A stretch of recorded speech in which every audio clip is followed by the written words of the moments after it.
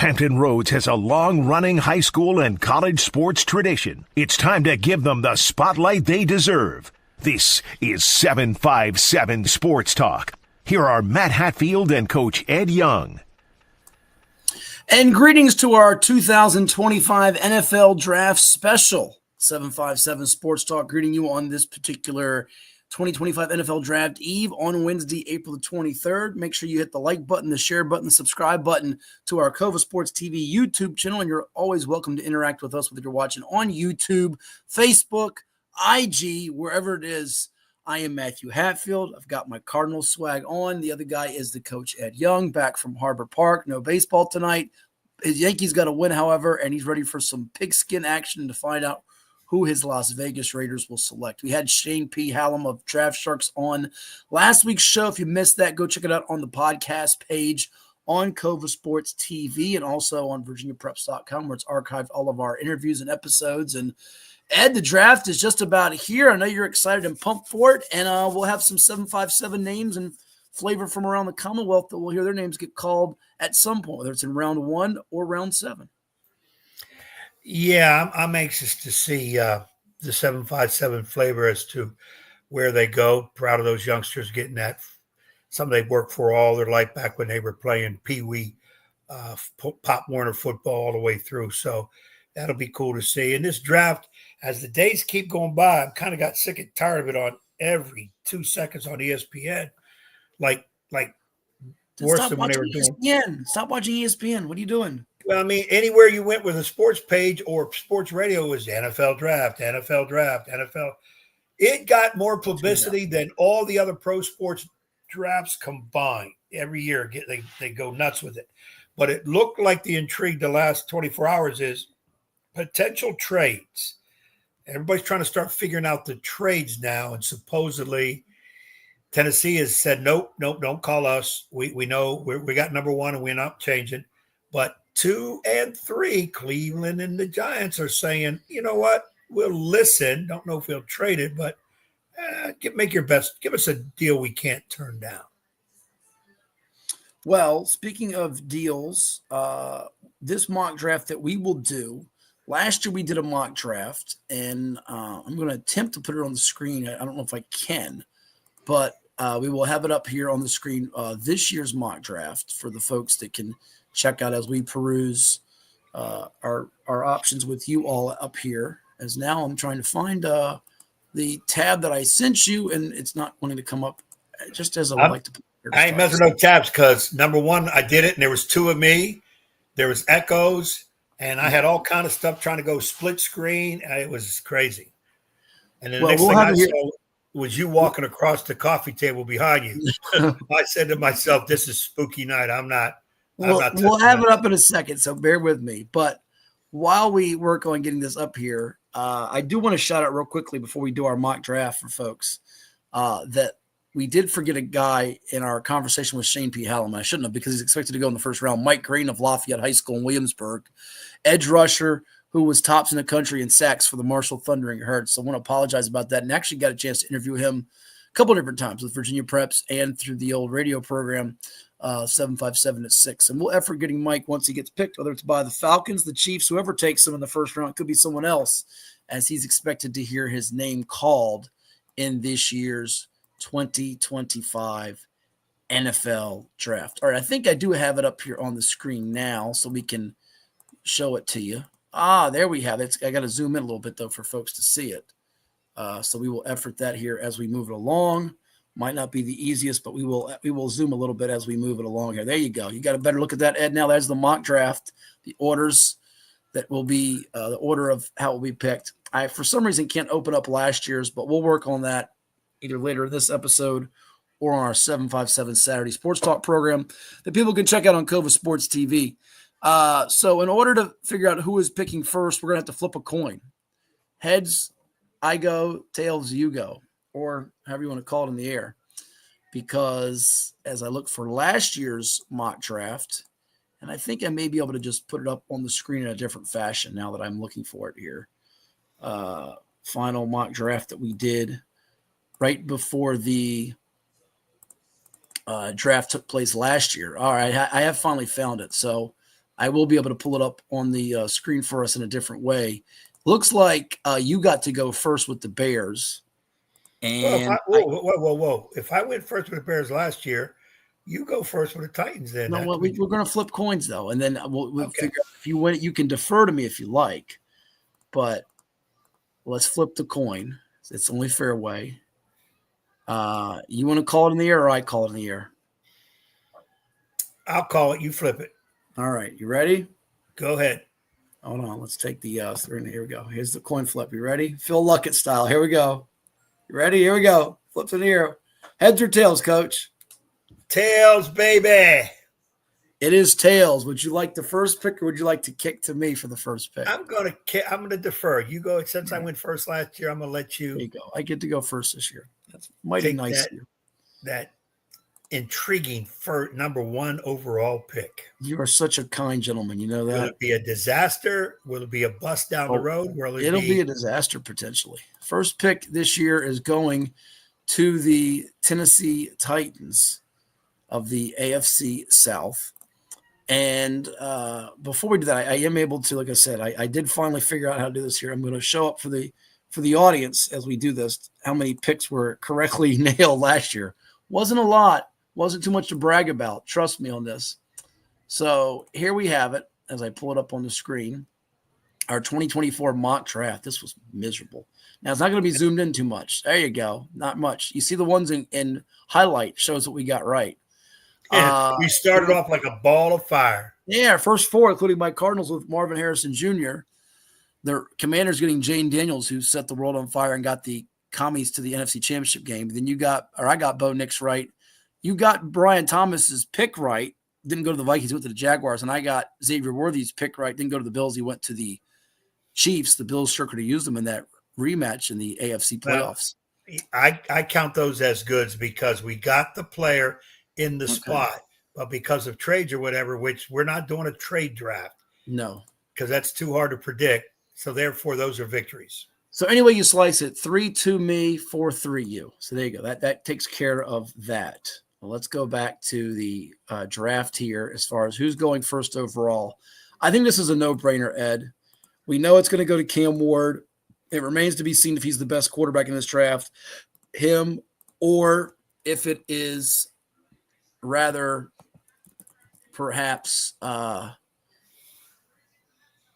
Shedeur Sanders or somebody else. And just as I try to type that, wouldn't you know, it's not letting me type in the screen for whatever reason. I have no idea. I told you, man, tonight is a little weird. These links and things, and they're not letting us do what we want to do.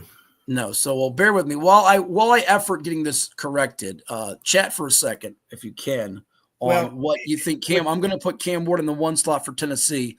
What do you think of him going to the Titans? Is this going to be a Pro Bowl quarterback, a solid quarterback, an average quarterback? Will they regret this? Best quarterback in franchise history, Steve McNair. How is he going to compare to him? Go ahead. There has been a lot of comparison to Steve McNair. Everybody's draft boards, all the experts, including Shane Holloman, who we had on our show, have Cam Ward going. They say it's the right pick. It's a need. They have some other needs. He will. I don't know if he's going to start right off the bat, but he ain't going to sit long. Tennessee was not very good last year. I'm not sure they're even a 500 team with Cam Ward. Sure, I would imagine Tennessee hopes he's this year's Jaden Daniels, like Daniels was for Washington last year. It was tremendous, absolutely tremendous. But let's not forget, as we always say, Tom Brady was what? 6th round draft pick for New England. And look what Tom Brady became. Drafting a quarterback is really, really, really rolling the dice in the NFL because it's the most important position in all of team sports, all the sports, not just football. But it's also a position you can't rush somebody in. And he's going to be great right off the bat. But he's going to play. How soon is going to be the key? How good will he be? I think he's one of those kids I'll say will be a better pro than college player. You believe that, really? Yeah, I think so. Couple of these quarterbacks I believe that about, but I can't tell you how soon. That, and no, I don't think anybody knows. You got to remember, people, it's a draft. It's really, really rolling the dice on these kids. I don't care if he was All-American, Heisman Trophy winner. There's been Heisman Trophy winners that were flops in the NFL, and guys drafted in. One of my favorite is the old Pittsburgh Steelers safety Donnie Shell, undrafted, and back in one of those great drafts. I don't know what year it was, and he ended up going to the Hall of Fame, undrafted. So you just don't know. All right, so we got it fixed. You see it on the screen there. Cam Ward for me, first overall, Tennessee Titans, heck of a year. He's distinguished himself at the quarterback position. Ho-hum, we move along. Second pick, Cleveland Browns. I think it's minus 1,100 that Travis Hunter, the Heisman Trophy winner from Colorado. Will he play corner? Will he play wide receiver? The Browns just hope he plays at a high level and is the best player in the sport, whether he's playing on defense or offense or no matter how many stats. Is he your pick, or are you going to shock the world here with somebody else going second overall for a Brownies team that last season averaged just 15.2 points per game, fewest in all of pro football? Make the right pick. I'm sticking with whatever, pretty much what everybody's saying, Travis Hunter. But I think he's more receiver than cornerback.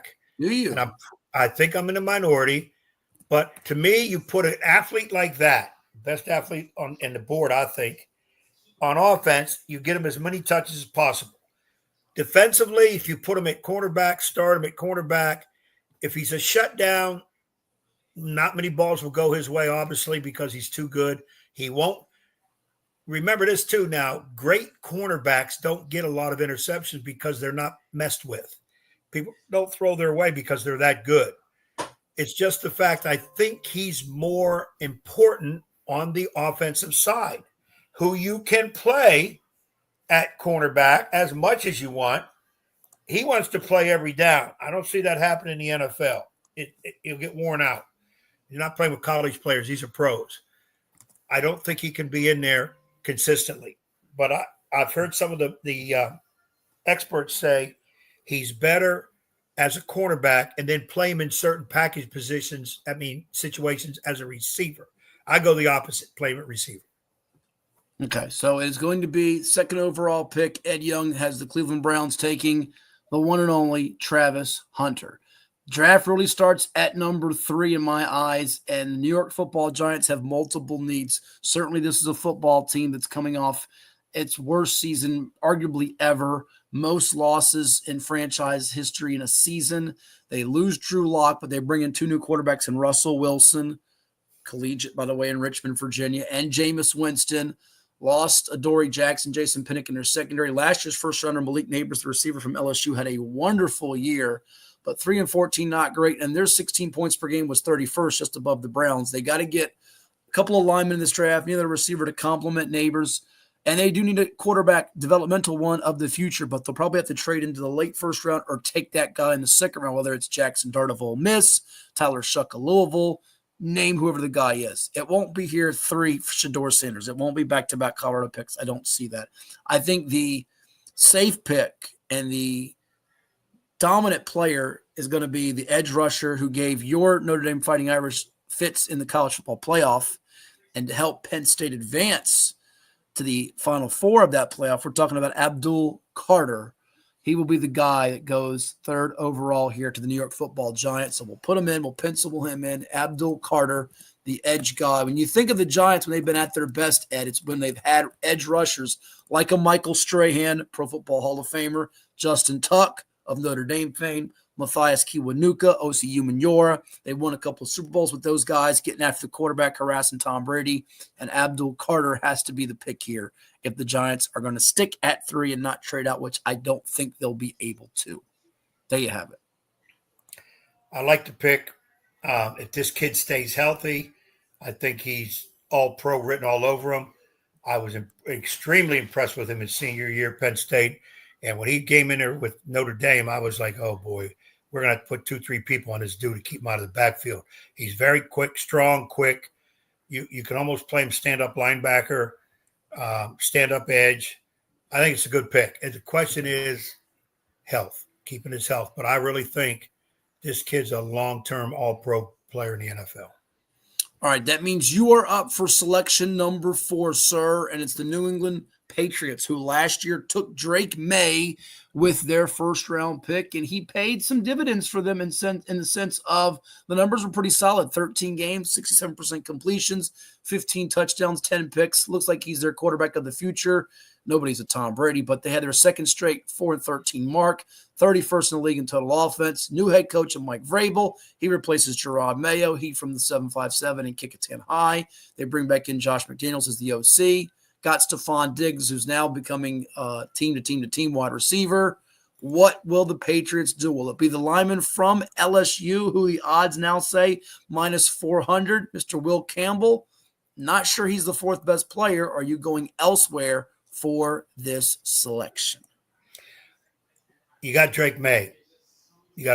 Who apparently is their quarterback of the future. They went to him.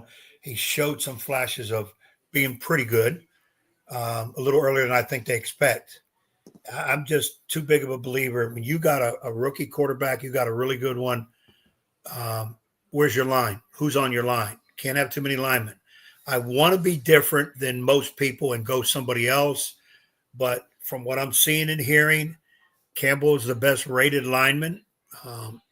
Some people like Membo from, I think it's Missouri, but I'm going to stay with Will Campbell. Offensive tackle from LSU. You just got to protect your quarterbacks, especially the young ones. Figure out the receivers and running backs, and there's a lot of those in this draft. They can get them later. So there you have it. You're going with Will Membo, the offensive lineman from LSU. That's Ed's pick at number 4, which means the Jaguars are up for number 5. He gets to pick for the Raiders at number 6. I know he's doing his homework here, and I'm sure he's working the clock here. Can he make a move here to prevent the guy from going that he wants to the Jaguars? And I don't know that you can, because I think Jacksonville has given up hope on Travis Etienne, Ed. I don't think they have faith in him anymore as their main running back. Liam Cohen is coming in as the new coach. They got De'Ami Brown, wide receiver from Washington. They lost Evan Ingram at tight end, Christian Kirk at receiver. Brian Thomas had a big year, 87 grabs, 12, 82, and 10 TDs as a first rounder for them last year. But I think the Jags, they want to give Travis Lawrence another weapon, security blanket type, and you go with the running back from Boise State here. Ashton Jeanty is going to be a member of the Jacksonville Jaguars. Best thing I can tell you about Ashton Jeanty is this. This guy last season, I mean, certainly he was in the Heisman discussion, would have got it if not for Travis Hunter's both sides of the ball exploits. But take a listen to this. This is just amazing when you think about it. 1,700 yards after contact, and he had 12 rushes of 50-plus yards. Yes, 1,700 yards after contact and 12 rushes of 50-plus yards. That says an awful lot. I think he is going to be special. That's why you're going to have a running back go this high, because lately running backs have not gone this high. But look at what happened this past year. The impact of Derrick Henry with the Ravens, Saquon Barkley with the Eagles, Josh Jacobs with the Packers. Need I say more? The Jags see Jeanty as a difference-making running back for 5-6 years at least. Thus, he's the pick here at number 5. Numero 5. So numero 6, you're up. I hated that happened because I wouldn't mind taking him for my Raiders. I thought Jacksonville, ATM is, I still think, good. I think Jacksonville really needs to work on their defense. If I'm picking for Jacksonville, I'm picking a lineman over the running back. More serious need. They can get a good running back, not a great one like Ashton Jeanty, but they need a lineman on defense. But you got a decent one. We'll go with that. That puts my Raiders up, and it's funny, I get to pick for my Raiders. And I had a feeling you might throw a cupcake in the ring here and mess things up. I'm going to go for my Raiders, even though it's not a rookie quarterback, which we all thought would have to be in there like a Shedeur Sanders. I'm not going to take Shedeur. Give me that big hoss up front from the University of Missouri, Armand Membo. Wow. So you're not going to go with the defensive lineman Mason Graham, who they are allegedly coveting. No, again, I'm going to simply say I need the line solid. We could do some things on defense. We can get another defensive lineman down the road, but good offensive lineman. And again, I'm reading stuff about this guy from Missouri as projected to be 4, 5, 6, 7, 8-year All-Pro. I'm going to go with him against maybe a defensive lineman, what a lot of people think of. Genty is not available, they'll go with. I'm going the other side. I'm stocking up on linemen, offensive linemen. Give me Membo. Okay, so that's the pick. I'm a little surprised that you're going that direction, but I don't think it's necessarily a bad thing for you here.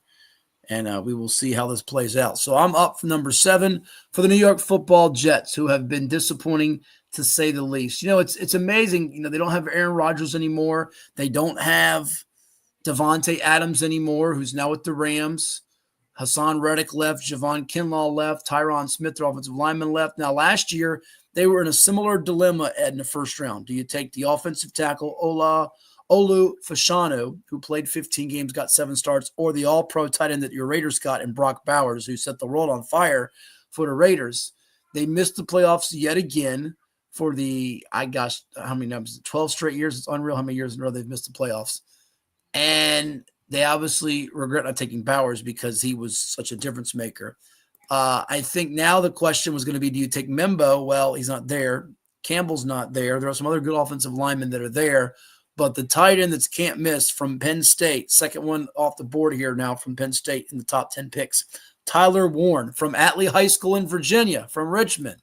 I think you take this guy because not only is he a great pass catcher, gets yards after the catch, but he is a really good blocker, and he'll help the run game. And Aaron Glenn, the new coach, wants to establish the running game. There are some questions if Breece Hall will be in their plans long-term, more of an explosive back than a short yardage guy.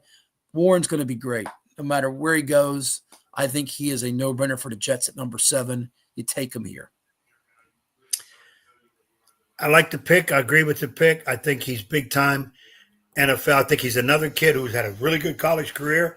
I think he'll be better in the pros. I don't think he's quite the weapon of Brock Bowers is, but I think he's a better blocker, which a tight end you're going to need. And I think he's a Gronkowski type. They think he'll be as good as Gronkowski. Yeah, I can see that, and I think Fields they'll use him. They'll use him in that passing game, and that's a good pick. I think he's by far the best tight end in the draft. A big kid, 6'6", 260. Bigger than some offensive tackle, but I like that pick. I really do. I'm up next, Carolina. You are. Woo, Carolina. Nothing could be finer than to be in Carolina for a Panthers football game. Will they go edge rusher here with Jalen Walker of Georgia? Let me stop you. Go ahead. Give me, from the University of Georgia, edge rusher, Jalen Walker. Since you mentioned it, he was in my mind. You solidified it. Then Georgia lineman, ask Philadelphia. There's something about him. Can he stand up? Can he run around? Can he cover somebody? Yeah, I think so. Carolina needs it. Last year, was it not the quarterback, Bryce Young from Alabama? How good did that work out? 2 seasons ago. No, that wasn't last year. It was 2 seasons ago. 2 seasons. Yeah, and they're still trying to see what he can do. Let's go on the defensive side. Since our offense is a little screwy, let's go defensive side. Let's get it solidified, get some athletes in there, get some stoppers so we can give our offense more time on the field. I'm going Jalen Walker, Georgia. Okay. Well, I was going to say you also have Mason Graham still up there from Michigan, defensive tackle. Yes. They could go more interior than edge. They have needs for both as well as wide receiver, linebacker. They did take a wide receiver last year in Xavier Leggett, who had almost 500 yards receiving on 49 catches, 4 TDs, but 7th straight losing season, longest in team history. They added Rico Dowdle from Dallas. They lost Miles Sanders at running back. We'll see if they get another running back in the later rounds, but they're a wild card here at number 8 because at number 9 now becomes a team of much intrigue. And here's the big question mark, Ed. Do the Saints, as I take this pick here, do the Saints, who might have Jalen Walker on their eyes here, Do they look at Shedeur Sanders here at number 9, the quarterback, given what transpired with Derek Carr? They've got a new head coach in Kellen Moore. They have a new defensive coordinator in Brandon Staley, who was not a great head coach when he coached the Chargers and took all these fourth down gambles. Brandon Cooks, Justin Reed, a lot of new faces. They lost Marquez Valdez-Scantling. Their first rounder last year started all 17 games at tackle, but they're coming off their fewest wins since 2005, and they were 30th in the league in yards per game. So the Saints are a real big question mark here. What on earth do they do? I'm going to make this pick here, and I'm going to tell you I have some real concerns for them in terms of where they go with this pick, because a couple of those guys that they might covet are probably going to be off the board. But there's a couple other edge rushers that could be in play here. And one of them is his Georgia teammate, Mikel Williams, the one you just took, Jalen Walker from Georgia. He could go here at number 9. I would not rule it out. And I think the Saints certainly have to look at some things besides quarterback. You do wonder if Derek Carr isn't healthy, what's their long-term future for the quarterback position. And as it stands here right now, not feeling too great about it for a team that's going to go to Spencer Rattler or Jake Hayner or Ben DiNucci, as their depth chart shows. That looks like it's going to be a long year in the Big Easy. So do you take Shedeur here? Do you not? That is the big question mark. Big question mark. Ooh, that's a tough one. Clock's ticking on you. Clock is ticking on me. And I don't think they will. I think they're going to surprise some people here with this pick. And, Shedeur would make a lot of sense here to go number 9, but I don't think it's going to happen that way. I really don't. So with that being the case, if they don't take Shedeur here, what do they do? And I think they're going to go with an edge guy, but not the edge guy everybody's talking about. I think it's going to be the edge guy from Texas A&M, Shamar Stewart. That is the pick here. I think he will go to the Saints at number 9. This is where the mock draft can go totally down the toilet and out of the. That's an interesting pick, because I forgot the name completely. I had to go in here and do some information on him. Not a bad pick.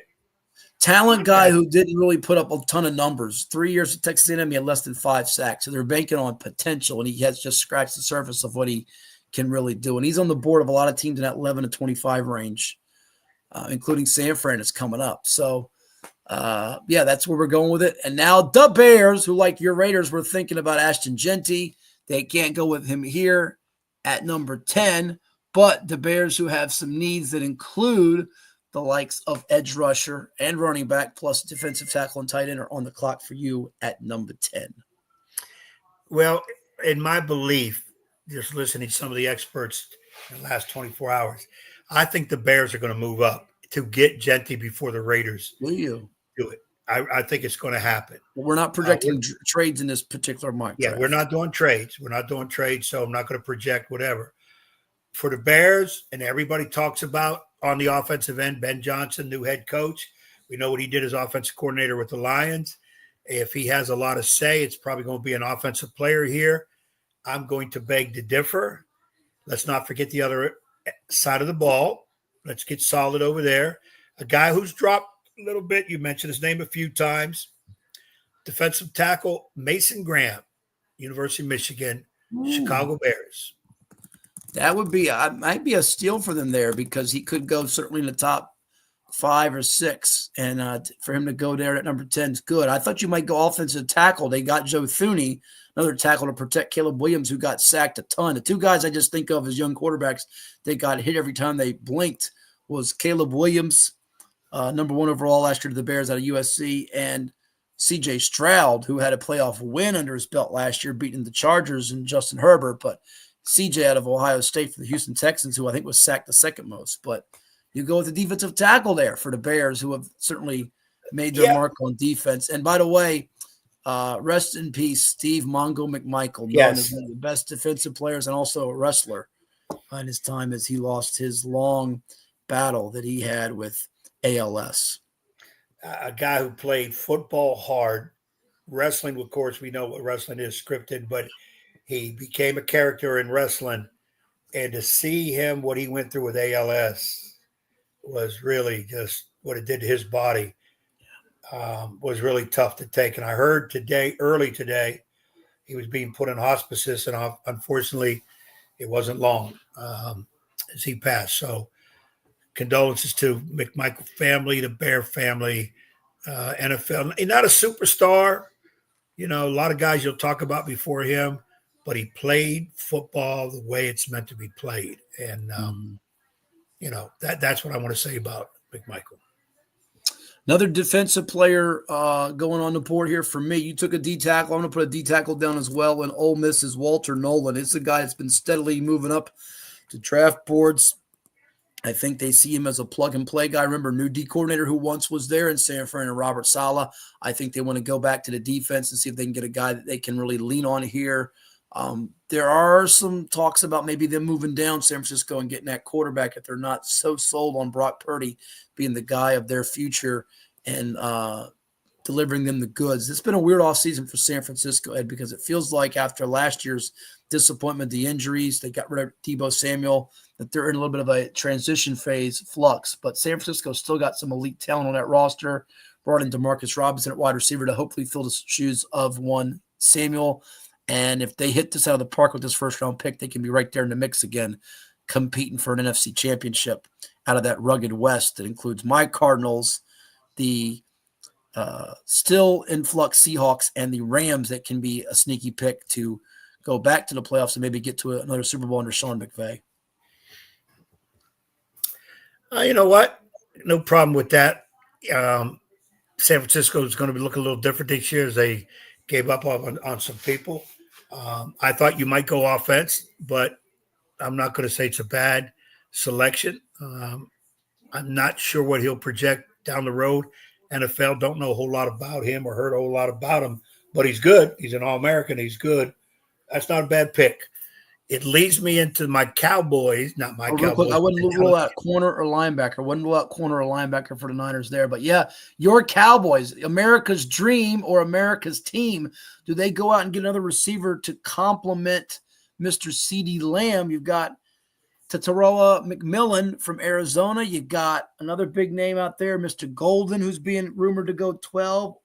You could go a lot of different directions here, wide receiver for Dallas or somewhere else for Jared Jones and them boys. Yeah, go ahead. Yeah, I mistakenly said my Cowboys. Nah, Cowboys are okay, but it'll never be my team. And they're not America. Let's erase the fact they are not America's team. That's been long over with until they – I think you've got too many other teams that have just a million fans too. So it's not just the Cowboys. So let's take care of that. And I'm still on the bandwagon of get the Cowboys out of the NFC East. They do not belong in the East. Dallas, Texas is in the Midwest. I know it's a story for another time, but I'm tired of it. Get them out of the East. And I'll stay chalk on this. I'll go wide receiver, but I will say this. I have bounced back and forth between the two you mentioned.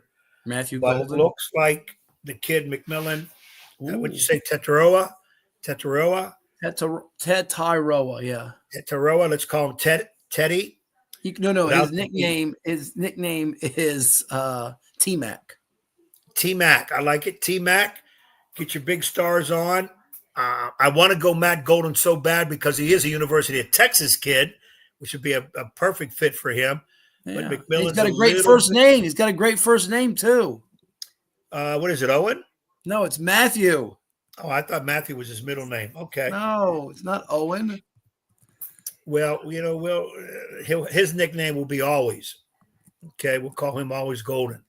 But I'll go with McMillan right now for the Cowboys.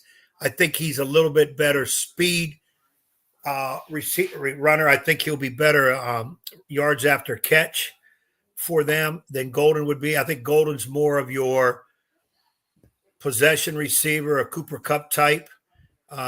Good hands, but he's going to easily be caught from behind, but he ain't going to fumble or drop passes either. But I'll go McMillan, Cowboys for the 12th pick. Okay, that leaves the Dolphins here at number 13 for me. And given that Jalen Ramsey is going to be going bye-bye. I think corner has to be the spot that hits the tummy here for the Miami Dolphins. And Will Johnson's on the board from Michigan. I don't think they take long to get him off the board as arguably the best corner in this draft, not named Travis Hunter. So give him to me. They could look at Barron from Texas too, but I think the Dolphins will go with Will Johnson from Michigan, as he is destined to be the selection here to me for the Dolphins at number 13. So I think we'll see another Wolverines guy go off the board, which from the Big Ten, and if I'm keeping this track right here, that is 1, 2, 3, 4 guys, 2 each from Penn State and Michigan before anybody from the reigning national champion Buckeyes of the Ohio State University. You have a couple of backs in Quishon Junkins and Trevion Henderson of Hopewell High fame and Emeka Abuka that will get picked. You would expect late first or into the early mid part of second round, maybe even round 3 there. So there you have it. A couple of Michigan guys, a couple of Penn State guys before anybody from the Buckeyes get their name called. Yeah, that Will Johnson, I heard Rex Ryan make a comment on one of the shows that if he was in charge, no question, Jets would take Will Johnson. He thinks At he's 7. that good. Yeah, Okay. he said the kid's by far best cornerback in the draft. Well, Travis Hunter might have something to say about that. Well, again, I think he looking at Hunter playing that wide receiver spot. But he is very big on Will Johnson and said he's a kid you put at cornerback, leave him there for 10 years, 9 years, he'll be all pro. That's Rex Ryan. By the way, Michigan could have 3 guys taken in the top 20 if that tight end Colston Loveland gets his name called. So yeah, there could be 3 Michigan guys, a couple of Penn State guys before any Buckeyes get their name called. What do you got here for the next pick? Well, I looked at the Colts. I had no idea what they needed. And guess what? One of the things I see, and I see it first, is they need a tight end. Tyler Warren is gone. And guess who's number 2 rated? Not even close. He's 2 by far. 3 is way behind him. So let's go with that 3rd Michigan guy, Colston Loveland, at tight end from the University of Michigan. Will go to the Colts with the number 16 pick, or 14 pick. You know what? We forgot to have that NFL ding, ding, ding, ding, ding when they say who's coming to the stage. And that. Ding, ding, ding, ding, ding, ding, yeah, we ding, don't have that. Yeah, that would be. We should have had that. But yeah, give me Lovey at tight end. Yeah, we could have done. We can do this though instead. Ta-da! Ta-da! There you go. Say the name. And we got a name. Say we got a name to pick. You gotta Say the name. Thank you, Boris. There you go. Say the name. Yeah. All right. So the Falcons are up for pick number 15. And they won't go tight in here because they have Kyle Pitts, although he's not been as great as they would like him to be. Falcons are an interesting team. They got Michael Penix last year, as you well know. Almost made the playoffs. Didn't quite get there. Captain Kirk Cousins, that experiment did not work out great for them. Got a new defensive coordinator, Jeff Ulbrich in there. Leonard Floyd comes in, defensive edge guy. Lost some key pieces on defense like Grady Jarrett, Justin Simmons, Matthew Judon. Where will the Falcons go for this? They can use an edge guy. They can use a corner. They can use a D tackle. A lot of different routes they can go here for this pick. Really like the possibility of them going with a defensive tackle or a linebacker in the slot. I think they need the middle of their defense fortified. And with that in mind, I think they're going to look hard at that big defensive tackle from the Ducks. He's all he's quacked up to be, ladies and gents. We're talking about Derek Harmon, Oregon. I think he goes because of Grady Jarrett leaving for Chicago. Put him on the board here to go 15th to the Falcons as he heads to the dirty South for that pick.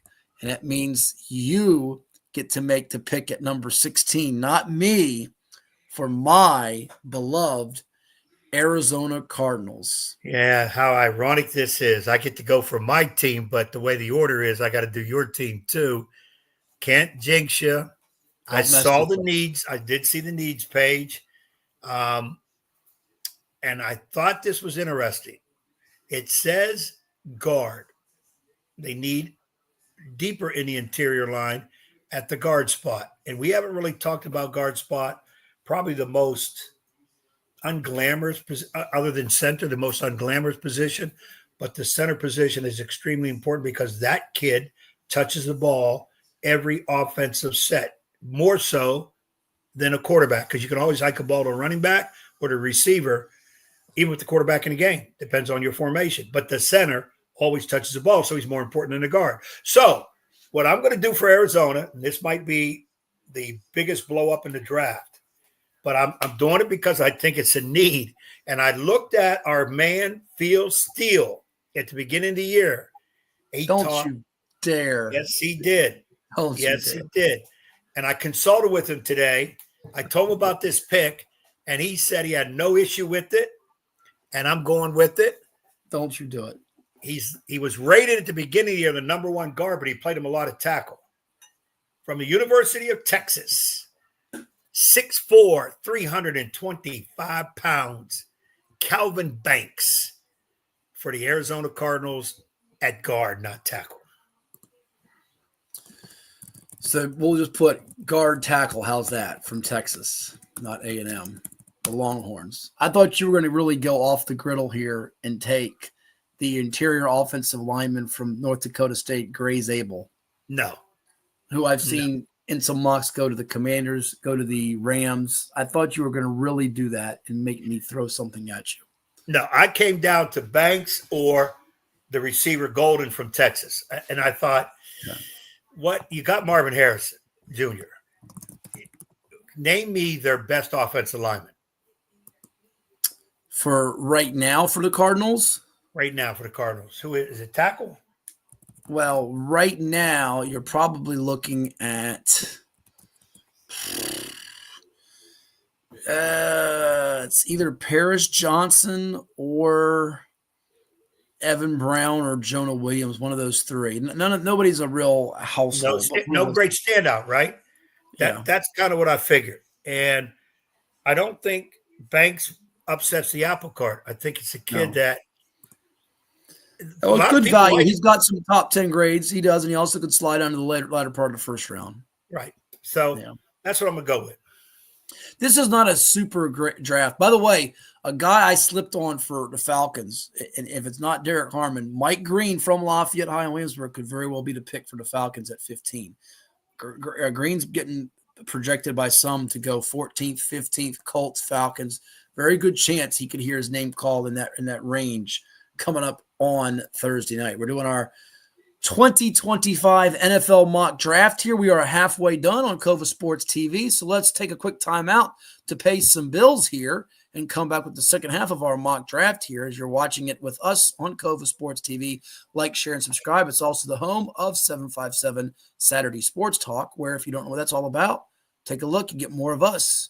We'll be back with the rest of our first-round mock draft with yours truly on the clock with the Cincinnati Bengals, and then Ed has the Seattle Seahawks that will follow right after that. Stay tuned. We've got more coming your way right here on this 2025 NFL Draft Eve edition of 757 Sports Talk. Hampton Roads has a long-running high school and college sports tradition. It's time to give them the spotlight they deserve.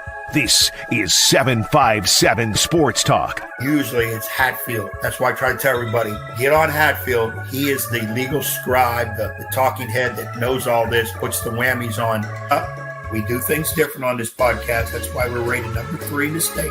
You got Play-Doh? Get out of here! We got people all over the globe watching with us. Sitting in a phone booth with you would be very... Well, no, we got to have your own phone booth. I'm not sitting in no phone booth with you. It is 757 Saturday Sports Talk here on CoVA Sports TV. Like, share, and subscribe. What is more? Is it more reps, more strength, more stamina? We say it's all of that, but it's greater than just what's in the mirror. It's about improving your mental and physical health. More is a feeling of achievement, fulfillment, confidence. It's looking better, feeling better, being better, and it's our mission to get you there. Because here, you are more. One Life Fitness.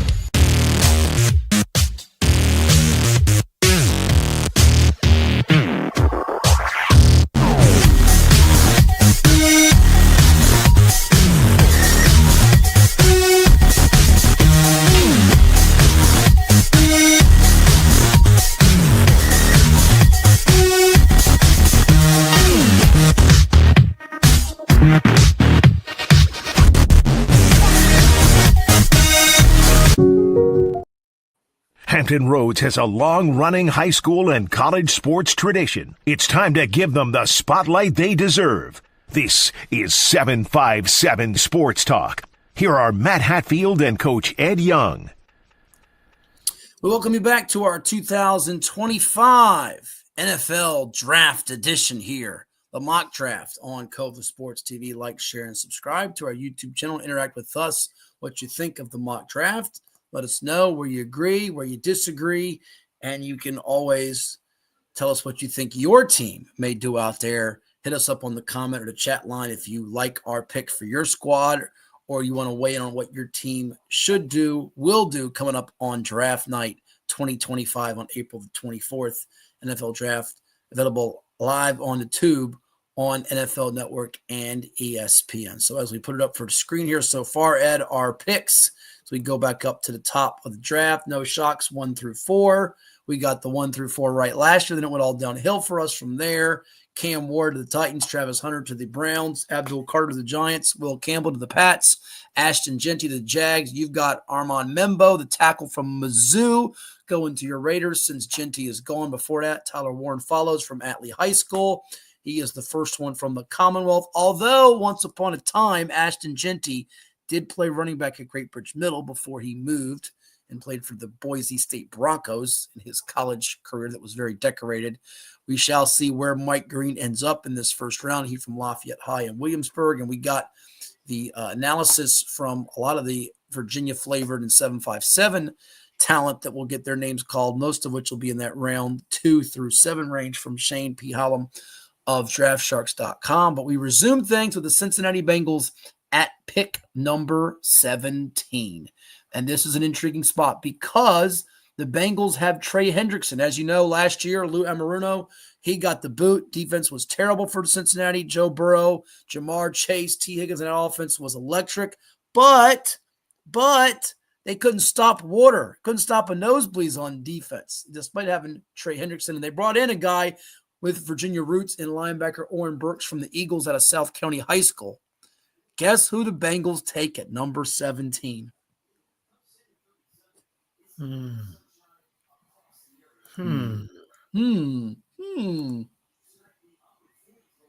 Tell me. I will. He's a guy that led all of FBS in sacks. Sunbelt single season record with 17. Led all FBS players in tackle for loss yardage, and tackles by a defensive lineman. Defensive Player of the Year, also named the CFN Edge Defender of the Year. They got to have a guy opposite Trey Hendrickson, and who knows what his future holds as far as will he be a holdout, a trade guy, a deadline trade. Who knows what's going to happen?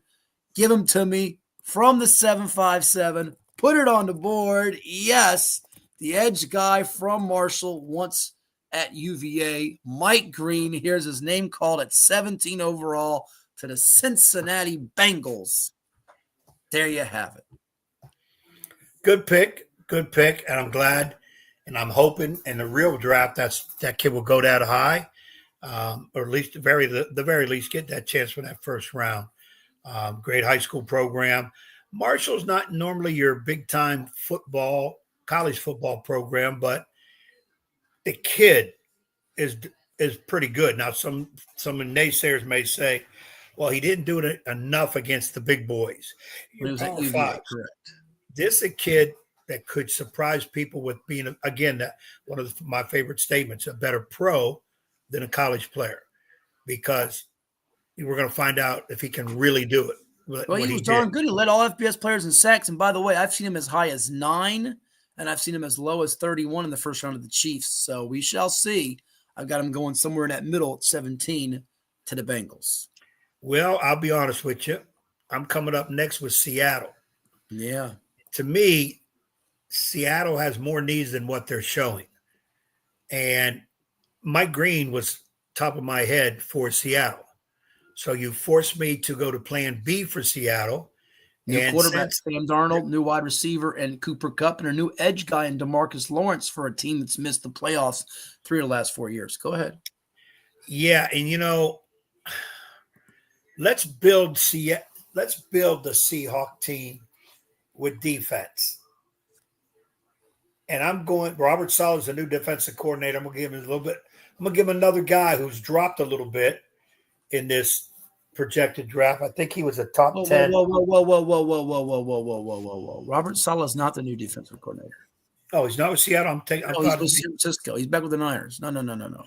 Well, then let me back up and say that. Back that train up. Let me take that back and let me give them, change the pick. I'm still going to go defensive lineman.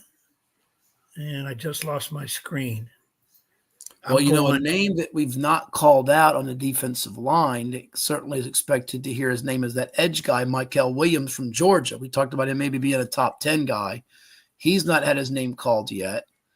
Well, if you're also he's having it called right now because even though they signed an edge Michigan, could go pick two, Kenneth Grant. Go ahead.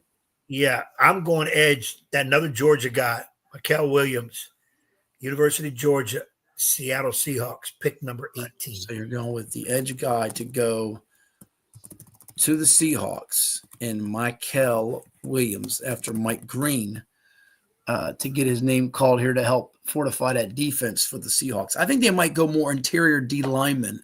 I could see them go with that other defensive tackle from Michigan potentially that I just highlighted in Grant.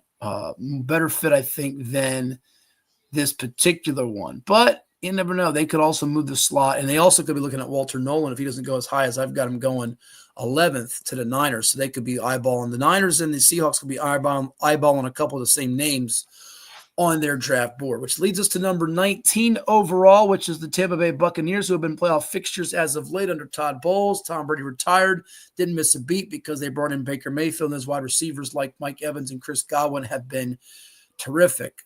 Another wide receiver for this team that's been explosive on offense. I'm not so sure about that. They did get an offensive guard last year in Graham Barton, who made 16 starts. They added Hassan Reddick, who didn't play much at all for the Jets as he held out early on. Bucs can go a lot of different directions with this pick, including an edge guy in this slot. I look at them, and they're sort of a mystery team for me here at this particular position. But the Bucs, you think about their defensive foundation, and when they had some really good linebackers, defensive guys, John Lynch at safety, Warren Sapp at D-tackle, and Derek Brooks. Remember him? They had a Hardy Nickerson back in the 90s and Derek Brooks. I think they look at another great linebacker to make the move here in Jahad Campbell from Alabama, our first Bama boy to go off the board, make Willie proud and happy. Roll Tide, Alabama's finest, Jahad Campbell to the Bucs at number 19. Willie will be happy because it's blitz, baby, blitz, and that's what you just did. Right, and blitz, Bama blitz. There you go. Yep. Blitz, Bucks anyway, blitz. Blitz, Bucks, blitz, Bucks blitz, blitz, Bama blitz. That's right. He's going to love that immensely.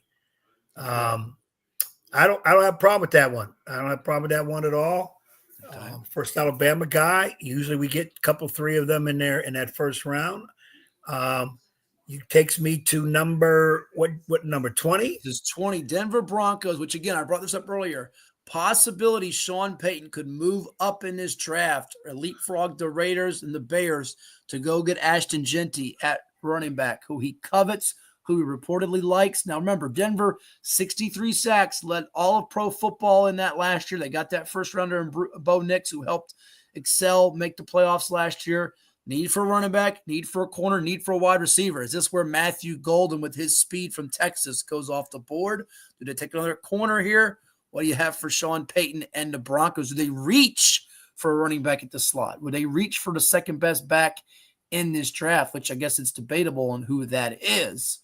But maybe they wait for a Trevion Henderson in the second round if they can't get, say, a Ashton Genty. What do you think for the Broncos here? I got to feel if it's not Genty, they're going on the edge with either a corner or a wide out. Yeah, I'm kind of thinking the same thing. They're a team that's going to look to move up to get Genty, or they'll have to play patience. I don't know. They probably can get that second best running back in the second round or with their next pick, whenever it may be. I'm having a dilemma in the positioning of both wide receiver and cornerback. Do we help Bo Nix, the rookie second-year quarterback, with another weapon? Do we help our defense get stronger so Bo Nix doesn't, gets on the field enough more with a decent quarterback. And what's crazy is both of my picks are from Texas. Well, you got Golden, you got the corner Barron from Texas, and maybe the first Buckeye goes off the board here in Emeka Ibuka, the wideout for the Buckeyes. Does he go 20th? Do they think higher of him than either Texas guy, the Longhorns corner Barron or the wideout Golden? That's an interesting thought here at number 20. And that AFC West is getting better and better. The coaching there is certainly supreme when you look at Harbaugh and Carroll and Peyton, guys that have all won or been in Super Bowls. And, oh, by the way, Andy Reid is still ticking and still coaching the Kansas City Chiefs. I look at Ibuka. I don't know if he had that great of a year, or I don't know if his numbers impressed in the combine. I don't really worry about combine numbers. Can the kid – because a lot of times you don't see guys in helmets and pads and uniforms in a combine. But the kid I'm not going to overpass this second time is wide receiver from University of Texas. I'm going to go Matthew Golden for the Denver Broncos. I'm not going to fight you because he has the best first name in the entire draft.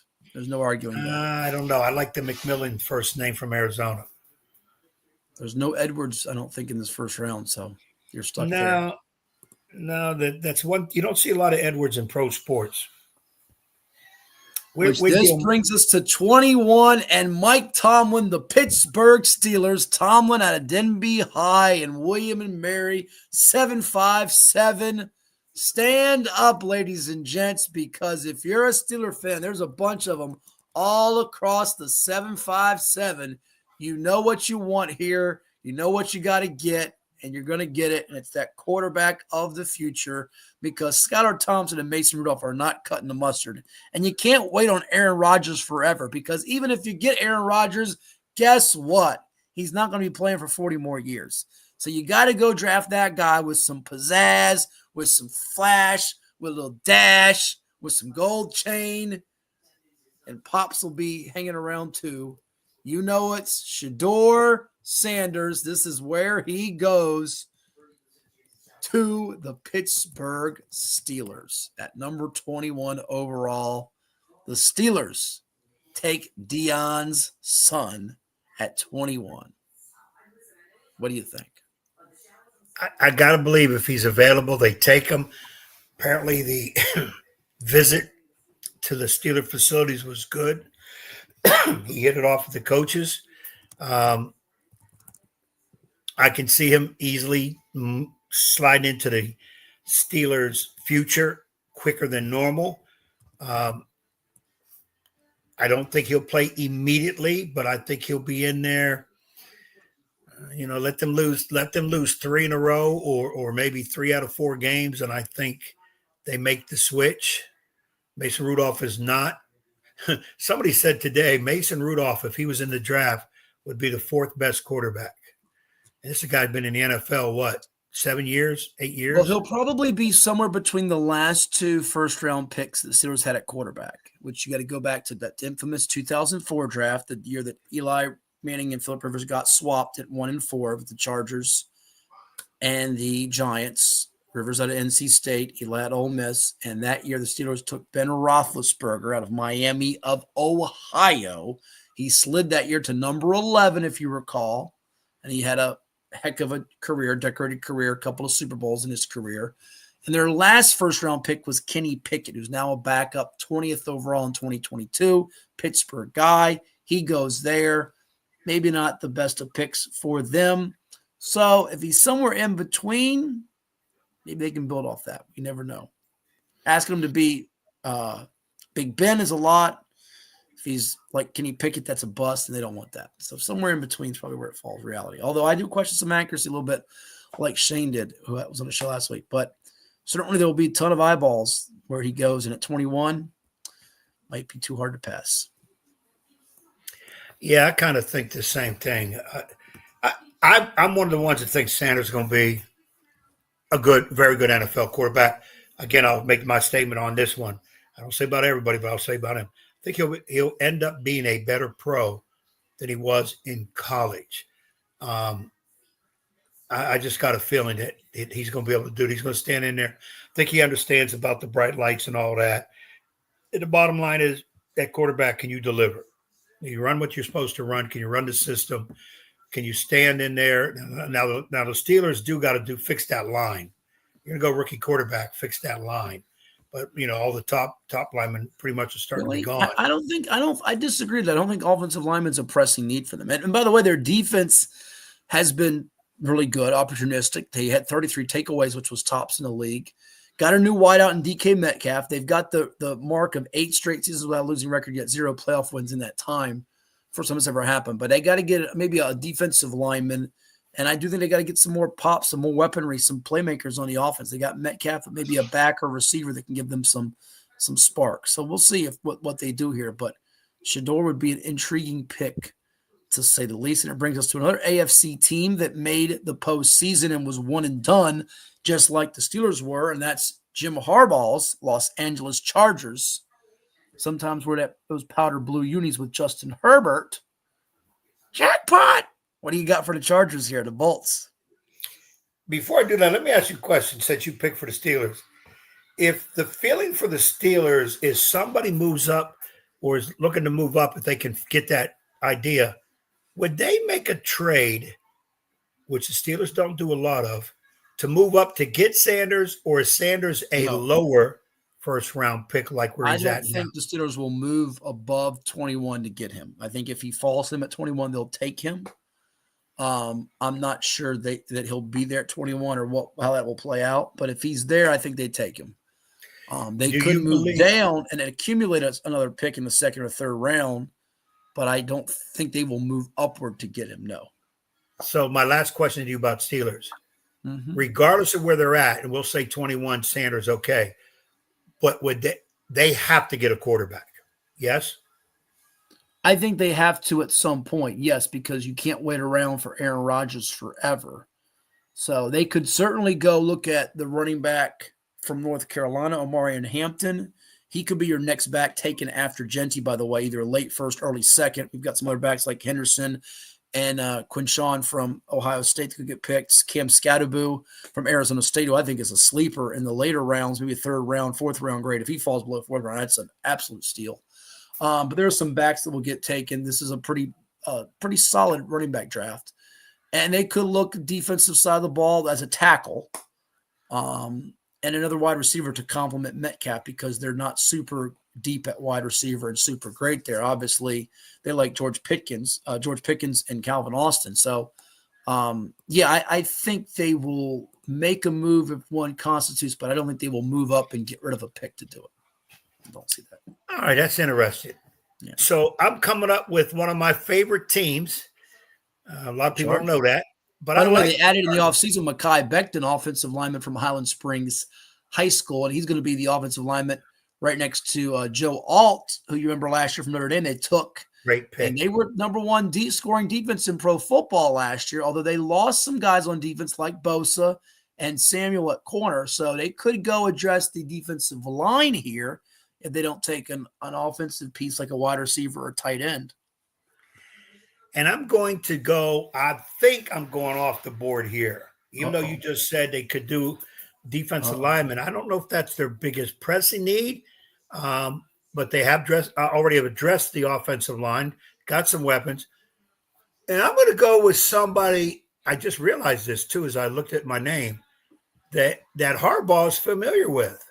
I'm going with the Chargers at number, what are we looking at, 22. Yeah, defensive tackle from Michigan. Defensive tackle from Michigan, Kenneth Grant, gets reunited with Harbaugh. How about that? That's a good pick there. I was going to say if the tight end from Michigan, Colson Loveland's off the board, they got to go wide out here or they got to go with an offensive guard or D tackle. And Kenneth Grant's a really solid pick there. I like that one. Really like that one. Green Bay Packers, Ed, they added a wide receiver in the offseason of McCall Hardman to go with an offensive lineman and Aaron Banks. They were 1-5 against the NFC North last year, 10-1 against the rest of the sport.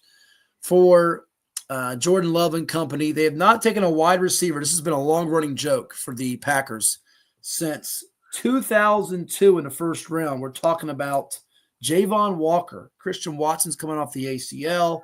They got to go give Jordan Love a big playmaker to keep up in that division with the Bears up and coming. Minnesota had the great surprising year. And, of course, Detroit, which looked like the favorite to go to the Super Bowl until Washington stunned them in that divisional playoff game. So with that in mind, I think the Packers will look at the wide receivers. They see McMillan's off the board. We had him go to the Cowboys at 12. They see Golden just went off the board a couple slots before him at 20th. But I'm going with a wide receiver here, and it's going to be none other than Emeka Ibuka from Ohio State, the Ohio State University, the first Buckeye who hears his name called. I think he will be catching passes from Jordan Love and have a chance to be an impact fantasy football guy and really make his presence felt at Lambeau Field. And it'll make the Packers crowd at the draft go nuts. They'll go crazy for Emeka when he hears his name called. You know what? I think I overlooked this youngster. I think that's a great pick for Green Bay out of Ohio State. And I think the lower he goes, the more he's going to show some people, y'all made a mistake picking me a little bit lower because I saw somewhere where somebody thought he was the best wide receiver going into the college football season, but he was not necessarily rated that way coming out. So it'll be interesting to see what happens there.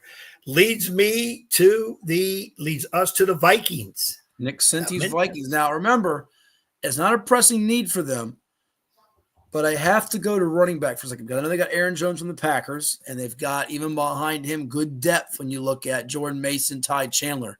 But I just can't help but think to myself about, I don't think they'll go up and trade for Ashton Genty, but if Omarion Hampton is there from UNC, do they get the itch to scratch here and think back to that first-round pick they took many years ago? They took Dalvin Cook in the second round, if you remember, many, many years back, 2017, and he paid dividends. But do they think about Adrian Peterson and Hampton being that next AP type of game-changer running back for the Vikes? I do wonder. Yeah, this it can go all directions on this pick here. My first instinct is you decided to go with McCarthy, the rookie quarterback who was in. Protect him. Yeah. Yeah. Who learned 1 year, didn't play obviously because he was injured. So do you want to give him a little bit more weapons? Or do you want to address some needs that really need to be taken care of? By the way, the offensive guard from Alabama, Tyler Booker, who could be a top 15 pick, is still on the board. Interior O lineman. He could be a guy that slides to them here. Well, he's one that I looked at. I'm going to probably go a little bit. Let me ask you this. Is the kid from the cornerback from Texas, Barron, was he picked yet? Corner from Texas has not been selected yet. No, he's still on the board. And he's another guy that's value-wise. Some see him as a top 15 pick. Yes. I'm going to go with him. I was all over the place with this, but then again, I think they can use a cornerback. And this kid was rated higher, possibly as high as 13, and we're picking him now at 24. Was that Jahdae Barron from? Yeah, he was the Thorpe Award winner, and some feel he is the best corner in the draft, not named Travis Hunter. I know you had earlier in this draft, we had a corner go besides him and Will Johnson of Michigan, but there's a lot of people that feel he can be a blanket the field impact guy right off the bat, and that would fit right in with the Vikings defense. How about Patrick Jones last year from Grassfield High School? Did he have a heck of a year or what for them?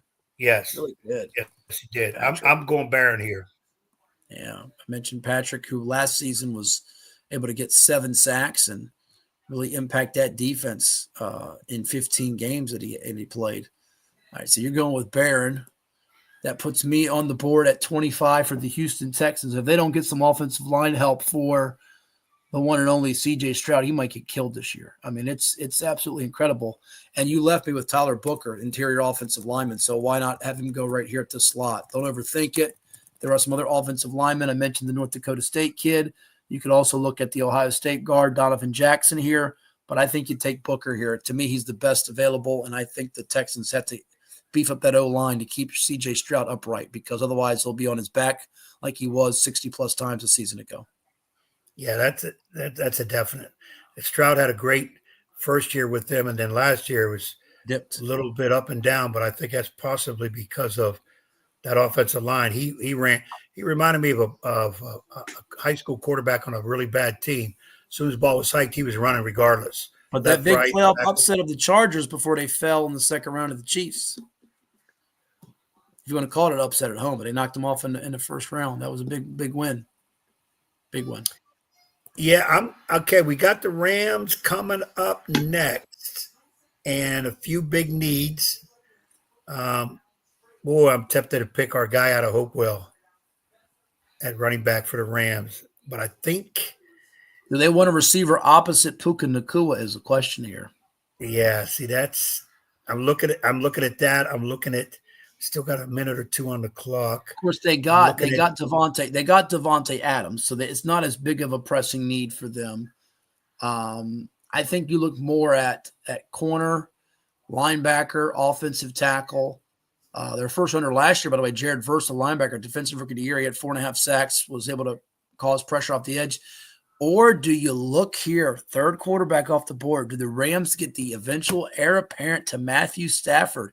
Is Tyler Shuck, the kid from Louisville, going to go here? Jackson Dart of Ole Miss, Jalen Milroe of Alabama. Do the Rams decide to get a new toy because Stafford is no spring chicken anymore? He is getting older now. See, now you're making me think because it would be a good place for them to educate a youngster. 37 years of age is Stafford. Yeah. He's probably got 2 more years at decent ability, but he's also one injury away from being done, period. You changed my whole mindset. I'm going to go Zonkers here and take Jackson Dart, quarterback. Wow. Are you really? I'm going to do it. It was not really in my – I'll tell you who I was going to go with. A guy that I think they were looking at earlier, cornerback Maxwell Hairston from Kentucky. Yeah. And even Trey Amos, they were looking at cornerback from Ole Miss. Mm-hmm. But the more I think about it, Dart's going to be probably second or third quarterback taken, and it won't be third, fourth round.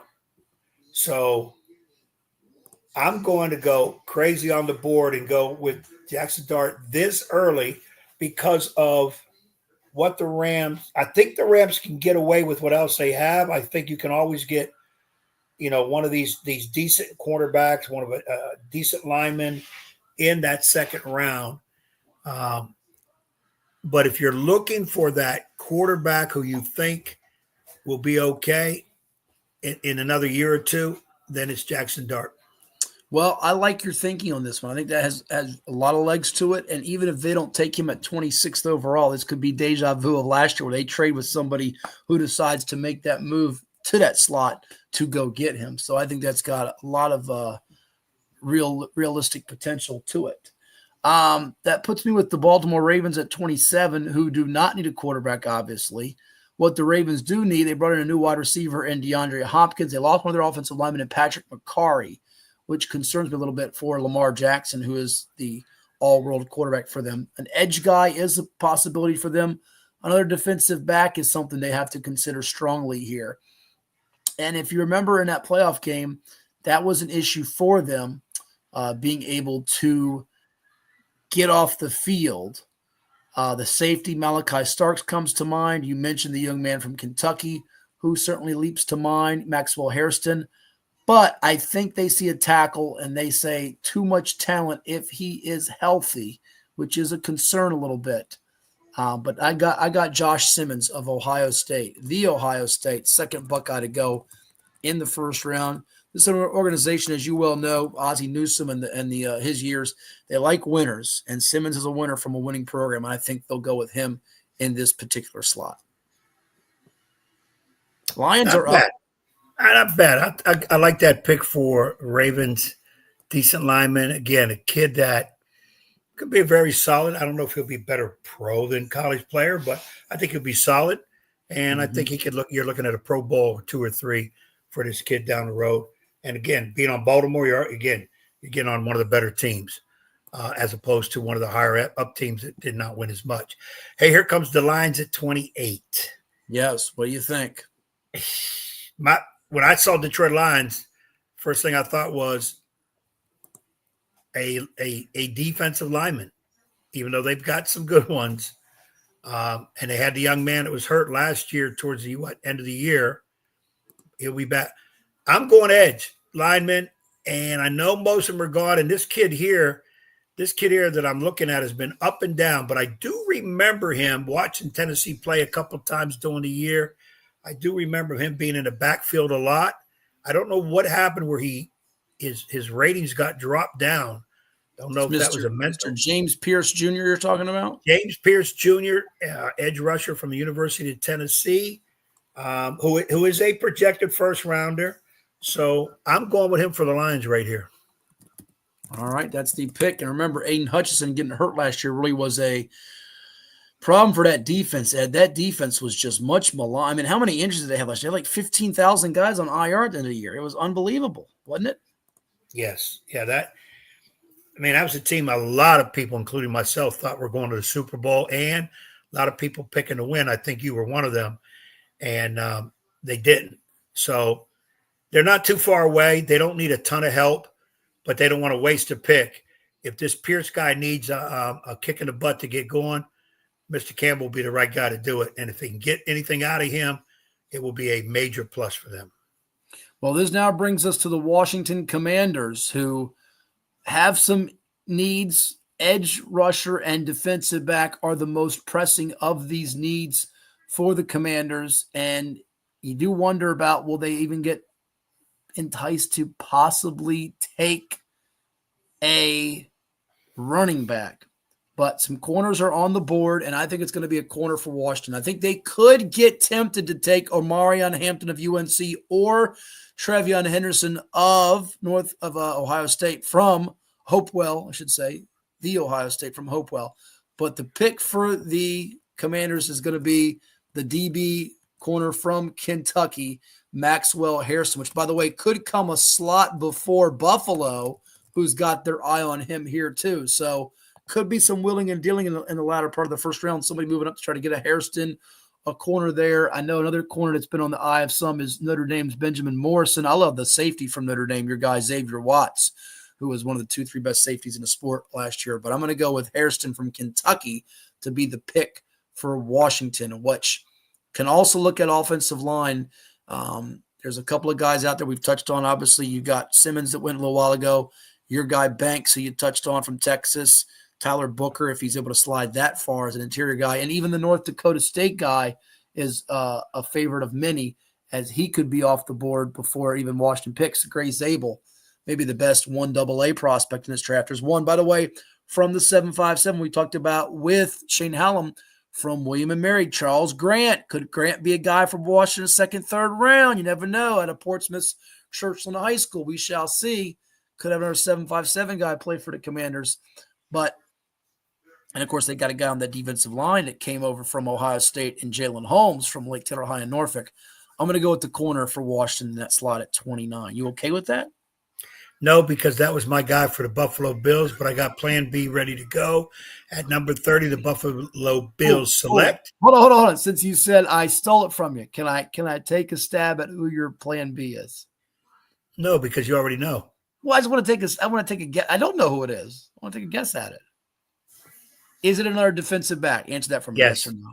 Okay. Is he from the SEC? Yes. I'm going to type it in because you tell me if I'm right or wrong. Is that it? Here you go. No. Oh, it's not him. No. You know what? See, you're influencing me too much. I forgot about that kid. He is rated high. Can he play corner, or do they need a safety? He's a safety. Do they need a safety? Well, the Bills have more of a corner need than safety. So if you want to go off that, now he played some nickel corner at Georgia, so he can play a little bit of both. It's up to you here. I don't want to be the one influencing you. If you want to go somewhere else with the pick, you can. No, the Bills don't have to take him. But his kid was rated pretty high. You've also got Trey Amos of Ole Miss. You want to go that route? That's the one I'm looking at. Now I got to flip a coin between Amos and Starks, because this would be interesting for Buffalo. I think It's just a matter. See me. Okay, you played safety your whole career. I didn't. I didn't play safety any of my career. Well, not you, but I'm talking to Starks.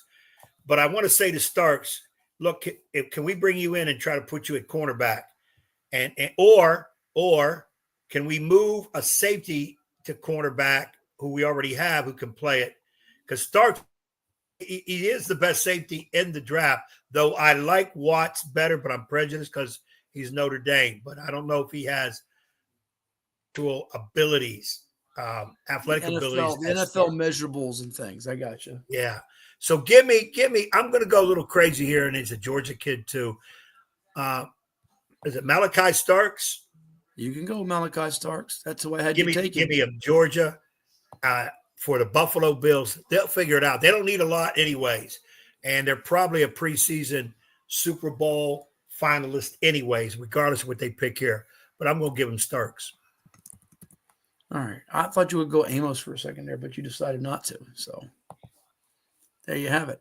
2 picks left. The Kansas City Chiefs, the runner-up in the Super Bowl. Then Ed has our last pick for the EAGLES Eagles or Eagles. For Kansas City here, it could go a couple of different routes for Patrick Mahomes in the group. They took Xavier Worthy last year, and what a find he was with 9 touchdowns from scrimmage and nearly 700 yards receiving.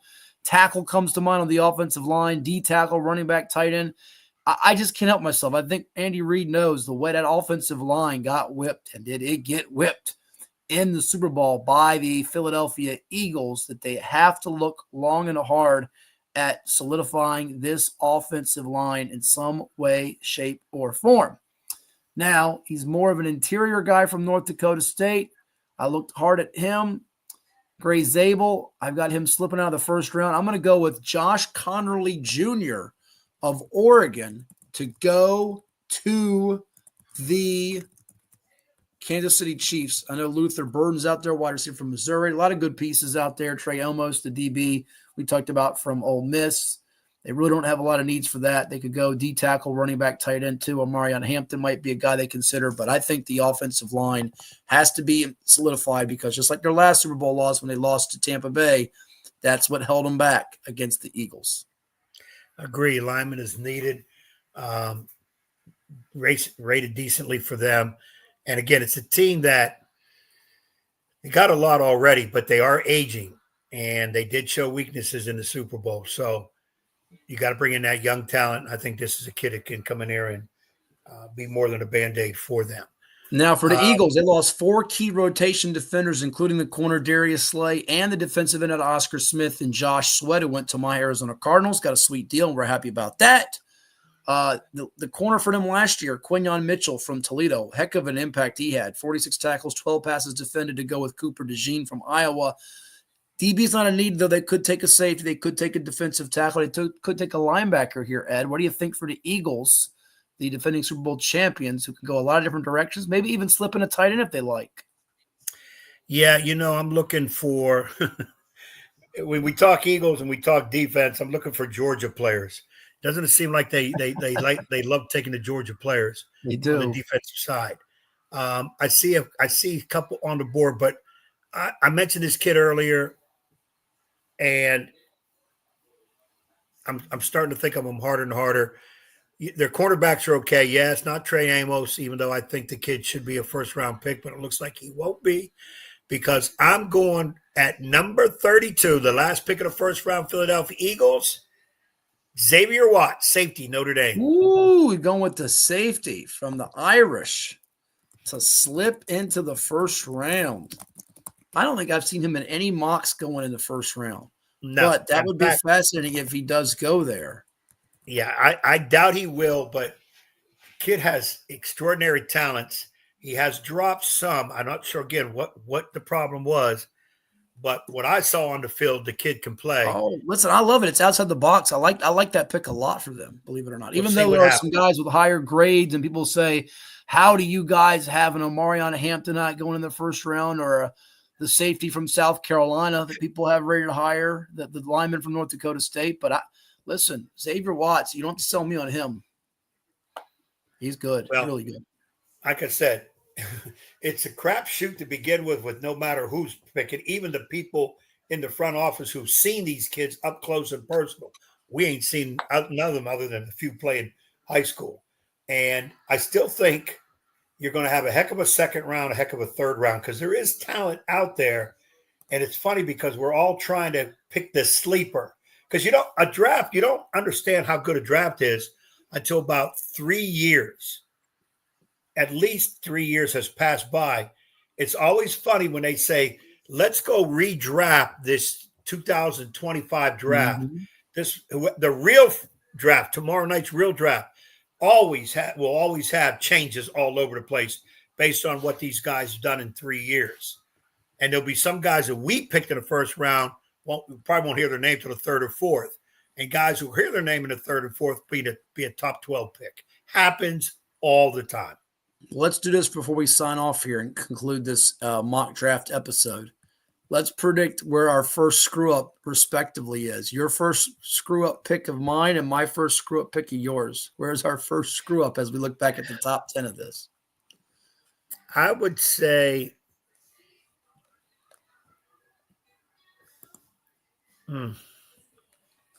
I feel pretty good about mine until about number 9. 8 yeah, and 9. Okay, that's my eyes just stopped there. That might be your first one.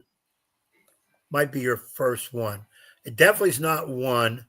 Shouldn't be 3. Those are pretty much 4. guaranteed. I don't think Campbell should go there, but I think he does. And then looking further at it, Membo and Genty, that there could be some trade movement there. Right. I think we are expecting some deal to go down at some point. Yeah, I think you're going to see Chicago come up, possibly Dallas come up, and somebody else. I think you're going to see 3 teams jump for whatever reason. They're just holding their cards close to their vest right now. But, yeah, I'm eyeballing some of my guys, and I'm like, hold on, let me do a redraft. But you know what? It's what I'm going with first instinct. It is what it is. And once again, disclaimer, when trades disrupt everything, I don't want to hear people say, you two guys don't know what you're talking about. That guy didn't go there. Well, if it was a trade, of course they're going to come up and get somebody else because that's why they traded. Or like last year, we had a couple guys going in the right spot, the right number. It just happened to be a different team. Well, I think that could definitely happen with your pick there of Jackson Dart. There's intrigue with him, but I think the draft starts at 3. And we're all fascinated to see where Shedeur Sanders goes. Deion's son. Yes. Does he go 21? Does he go 9? Or is it somewhere in between? And I think for it to be somewhere in between, it has to be a trade because nobody outside of the Saints and Steelers in those in-between spots seem to be in dire need of a quarterback. Minnesota's a wild card to me. I'm curious to see what they do coming up in this draft. In Denver, I think Sean Payton is eyeballing a move up in this draft. Like you said, Chicago. You keep saying the Bears will be a trade up. That's a great candidate. I like Payton at 20 to move up. I don't think he's going to stand pat because he wants to go for that division. I think both those teams, Chicago, Denver, want Genty. So they're going to have to move up because I guarantee you, if he's there with the Raiders, they're taking him. So now, if those two are moving up and the feeling is Genty, what are the Raiders going to do? Just accept somebody else, or are they going to say, no, we've had our eyes on Genty, we're going with him, and now they're going to move up. So it's going to be, there's going to be some trade intrigue early in this draft. I would be shocked if there isn't. There's going to be some trade intrigue. And again, a lot of people are not going to tip. Pretty much Tennessee has. Hey, we're not trading the first pick. We're taking Cam Ward. But think about it. There's other people they need too. Could they at the last second trade with somebody? Let's say the Giants, because you can get Cam Ward at number 3 and pick up another pick or pick up somebody, a veteran that you can use right now. So it's going to be interesting. It's going to be interesting. But I don't think you're getting Cam Ward at number 3. I think he's going at number 1. Yeah, that's what I'm saying. But can you see a draft where Tennessee would trade the number 1 pick? Not now, no. Okay. Because if they trade it, if they do trade it, then somebody wants Cam Ward, and they're going to get number 1 to take Cam Ward. That's probably. I don't think at this stage it would. I think it would have already happened by now if it was going to happen. Yeah, it could. It's going to be interesting. I like seeing trades because it makes teams are really thinking as to what really need. And of course, we always want to see the quarterbacks taken because it is the most important position in pro sports, to the point of, well, what about next year? So-and-so's coming. No, we can't wait till next year. We got to do something right now. So that's what the quarterback position does to you. No kickers or punters selected in our first round mock draft, but that'll be in our 3 a.m. special that we do. 3 a.m. special that we do on CoVA Sports TV for rounds 6 and 7. So get your watches synchronized. No, we're not doing 7 rounds. Sorry, but that will wrap up this edition of the first round mock draft, and you can get our reaction to the picks coming up on 757 Saturday Sports Talk on CoVA Sports TV, where you can interact, and comment with us. And we'll have some basketball playoff, hockey playoff, and baseball talk as Tim Kirchin is scheduled to join us to talk some baseball with us. You'll also hear a conversation with the new basketball coach at Petersburg High School, Ty Terrell White, and who knows what else will be in store for us on this Virginia Sports Hall of Fame and VHSL Hall of Fame weekend coming up as the month of April is winding down and we're getting closer to total springtime in May, Derby time, NBA Finals, and summer, and that means more trips to the pool for me. Oh, I'm looking forward to it. That's going to be disastrous once again. No, not at all. Thank you all for tuning in, and that's going to close out our special NFL Draft Edition. There's Ed. NFL Draft Edition. We took you off the screen for a second. Here, the mock draft on CoVA Sports TV. Tune into the draft, and we'll have more reaction for all of you coming up on 757 Saturday Sports Talk. He is the coach. I am Mr. Hatfield. We thank you all for tuning in.